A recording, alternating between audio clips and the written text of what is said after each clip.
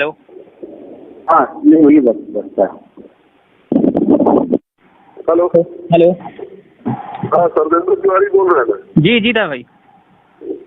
या त्योहार जितने ही है ना मोदी केवट और बाउंसर और जितने जी जी इनका सगलन का समझा दे मादर चौधरी की दुकान बंद करा देने के बाद हम चल गई सारे कोरेक्स बेचा तो दुनिया भर के उठपटांग काम करा था कहा बसंत कही जाए कहा मादर चौथ कांग्रेस कही जाता। जी जी वोट यदि वो पार्ट जीतना ना पिंटू भाई ने इनका हम सलगन की दुकान बंद करा दे तो वही बताए देखे मादर चौथ हमका मालूम नहीं आएगा कि वो तरीका कर जी इनका तो अपने संसाधन का समझाया कि ये सैलेंस का जिताया के लिए आओ वहाँ जिम्मेवारी है पिंटू तू समझदार आदमी है उनके 3 सैलन के बीच में ज्यादा होशियारी न दे ले वो जाके बोतली के वहाँ कांग्रेस बताता रहा मोनू केवल कहाँ है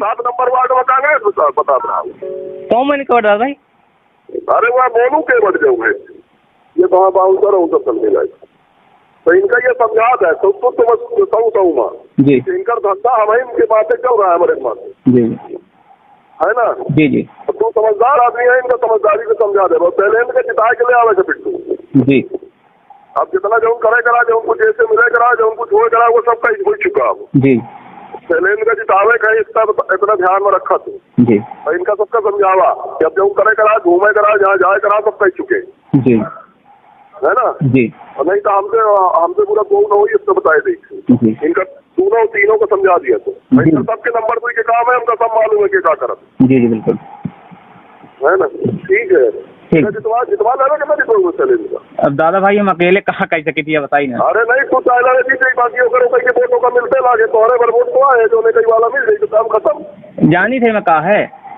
हाँ सुनिए एम आप कहिए थे कूटनीति भरी ही अब हम कूटनीति कुछ नहीं जानी तो होशियार आदमी होते कौन नहीं है दादा भाई हम अकेले सलगे अरे सुना तो हमारा बात सलगे लग गए हमारे नेता है तू चाहे तो बन गई अभी तक ठीक है सब कहीं खेलत खात रहे अपन कूदत रहे रुपया ली नहीं अपन नहीं कहीं लीन जाऊँ ले देकर आप वोट के टाइम आवा तो वोट सबका ठीक से देगा है करे और ये 2-3 दिन का जरूर समझा दी है आज भर चुनाव है फिर अब उसके बाद खत्म है चुनाव कल के बाद। हाँ फिर इनका धंधा पूरा टाइम चलिए तोहरे सलगन के जितने हैं गलत काम जितना करत जी है ना। जी तू तो मैं समझा दिया हिसाब से हाँ ठीक है ना बिल्कुल और एक चैलेंज का जिता के लिए आवा जी तोहरे जिम्मे है ये वाला बात जी प्रणाम दादा। विधायक जी का जिसमें वोटरों को गाली दी जा रही है क्या कहें दादा। शरद जी संभ्रांत परिवार में और इस सुसभ्य समाज में कहीं भी गाली की गुंजाइश नहीं और मैं ऐसा मानता हूँ कि सरदेन तिवारी जी ने गाली दी भी न होगी। आजकल मिमिक्री के माध्यम से एक चुनावी माहौल ख़राब करने के लिए तमाम हथकंडे अपनाए जाते हैं और मैंने उसको सुना है और मैंने बात भी की। वो तो बहुत ही शालीन तरीके से बात करते हैं, वो गाली क्यों देंगे। और आज जब चुनाव एकदम कल वोटिंग होनी है और ऐसे समय में इस प्रकार के ऑडियो वायरल करना निहायत ही शरारती बात है और मैं नहीं मानता कि इस पर कोई सत्यता है। इसमें कहा जा रहा है कि जो मोनू केवट हैं या अन्य लोग हैं कोरेक्स का धंधा करते हैं हम इनकी धंधा बंद करा क्या लगता है कि मैं हाथ से कोरेक्स बिकता है। मैं यही कह रहा हूँ कि जिन सरदेन तिवारी ने पूरे चुरहट में अपराध मुक्त घोषित करने के लिए एक बीड़ा उठाया हुआ है वह सरदेन तिवारी कोरेक्स की बात क्यों करेंगे। इसीलिए मुझे संदेह है कि यह ऑडियो सही नहीं है।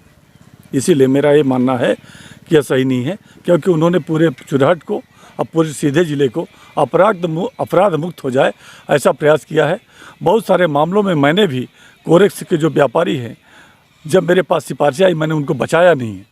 मैंने कहा है कि कोरेक्स एक ऐसा जघन्य अपराध है व्यापार करना जिससे तमाम नौजवानों की ज़िंदगियाँ बर्बाद हो रही है। मैं आप सबकी मदद नहीं कर पाऊँगा तो इसमें मैं नहीं मानता कि ये जो ऑडियो बनाया गया है सही है। क्या लगता है विधायक जी की आवाज़ नहीं तो कौन कर सकता है ऐसा। अब विपक्ष के लोग होंगे, षड्यंत्र होगा विपक्ष को जिनको फ़ायदा होना है वह ये कर रहे हैं। लोग हार रहे हैं। आज शिवराज जी की मोदी जी की लोकप्रियता है। भारतीय जनता पार्टी ने गरीब की थाली तक अन्न पहुंचाया, गरीब की थाली खाली ना रहे, गरीब के पेट तक दाना पहुंच जाए, यह सब प्रावधान किया है। आवास बनवाए, लाडली लक्ष्मी प्रसूत सहायता, उससे घबराए हुए लोग तो अनावश्यक ऑडियो वायरल करके और भारतीय जनता पार्टी के वोटों को काटना चाहते हैं क्योंकि कांग्रेस ने तो कुछ किया नहीं।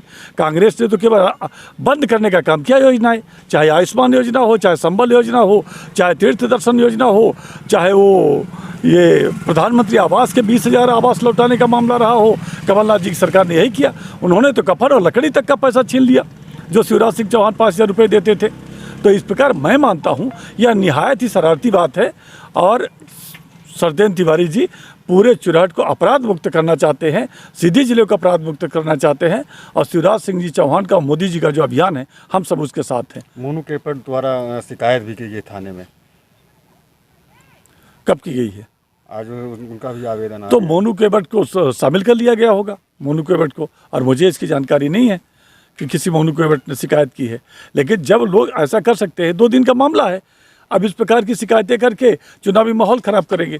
क्या करेंगे कि इसमें अगर ऑडियो वायरल हुआ है, इसमें कोई आपके द्वारा कोई कार्रवाई? हम भी बात करते हैं, अभी सरदेन जी से बात करेंगे, विधायक जी से, कि इस प्रकार की बातें आ रही हैं, इस पर क्या है, आप देखिए इसको, हम बात करेंगे अभी। आपका नाम क्या है? जी मेरा नाम मोनू केवट है। आज आपके साथ क्या घटना घटी है? मेरे साथ घटना ये हुई, मेरा नाम मोनू केवट है और हम चुराहट 2 नंबर वार्ड के निवासी हैं। आदरणीय विधायक जी सफेद तिवारी जी हमारे साथ, हमारे मित्र है पिंटू पाल, अच्छा, उनके साथ धमकी दी, उनको फ़ोन लगा के धमकी दी, मारपीट करेंगे और गाली गलौज भी करने के लिए दी।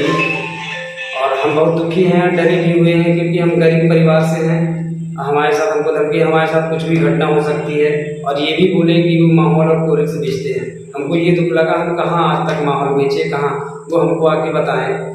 ऐसा विधायक ने हमको धमकी दी है और ऐसा है, तो हमको भी बहुत डर लग रहा है, इसलिए हम लोग डरे हैं, इसलिए हम यहाँ आके बैठे हैं। क्या आप थाने में FIR कराया कि नहीं? हमने थाने में FIR करवा दिया है, आवेदन हमने दिया है, TI साहब को दिया है, जो भी साहब भी थे वहाँ हमने आवेदन दिए हैं और अभी तक हो गया कुछ हुआ नहीं है, लेकिन हमको डर लग रहा है, इसलिए हम यहाँ आके बैठे हैं अपने घर में। जी, तो यही एक ऑडियो सुना होगा चुराहट विधायक का, जहाँ वोटरों को गाली दी जा रही है, क्या कहेंगे? देखिए, बड़ी दुर्भाग्य की बात है। कांग्रेस की भी सरकारें प्रदेश में हुआ करती थी और कई दशकों तक कांग्रेस की सरकार रही है। देश में भी कांग्रेस की सरकार रही है, लेकिन जिस तरह से भारतीय जनता पार्टी के नेता अमर्यादित हो चुके हैं, उनकी जवान में लगाम नहीं है और अपने आप को सर्वोपरि समझ रहे हैं, ये लोकतंत्र में और समाज के लिए अच्छी बात नहीं है। एक तरफ इनके नेता कहते हैं कि मध्य प्रदेश एक मंदिर है, जनता मेरी भगवान है और मैं उसका पुजारी हूँ। एक तरफ इतनी बातें, धार्मिक तरह के वातावरण फैलाया जा रहा है, बताया जा रहा है, किसके लिए? वोट के लिए। और दूसरी तरफ इनके चरित्र देखिए कि खुलेआम गाली गलौज, खुलेआम धमकी देना, खुलेआम कोरेक्स बिकवाना, कुल मिला के जिस तरह से ये कृत्य कर रहे हैं, आने वाले 13 तारीख को जनता इसका जवाब इनको देगी। क्या लगता है कि जिस तरह से वो कह रहे हैं कि हम कोरेक्स का धंधा बंद करवा देंगे, क्या लगता है कि कहीं ना कहीं चुराहट विधायक कहाँ तक कोरेक्स भिजवाने में? उन्होंने ये नहीं कहा कि मैं बंद करवा देंगे, उन्होंने साथ में ये भी कहा है कि मैं जिसको चाहूँगा वो बेचेगा, मेरे साथ रहेंगे तब बिकेगा।